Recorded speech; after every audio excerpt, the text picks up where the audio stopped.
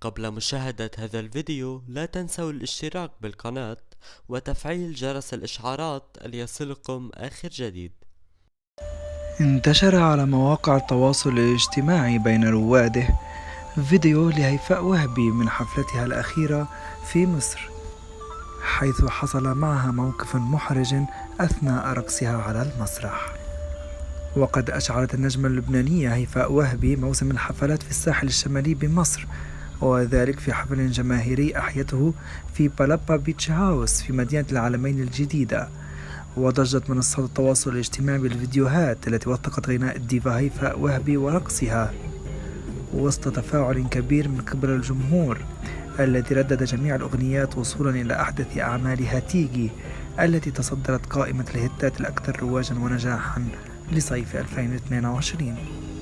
وقد تألقت هيفاء وهبي في جمبسوت أنيق على المسرح مكشوف الصدر بشكل كبير، وبدت في أكثر من لقطة وهي محاطة بهواتف الجمهور الذي حرص على تناقل مقتطفات من الحفل في مشهد مميز. وأثناء رقصها كاد أن يسقط الجمبسوت عن صدرها لولا أنها سيطرت على الوضع في اللحظة الأخيرة. شكرا لك لمشاهدة هذا الفيديو. اشترك بالقناة لمشاهدة المزيد من الأخبار الفنية والفضائح، ويمكنك أيضا مشاهدة هذه الفيديوهات لأنها تهمك.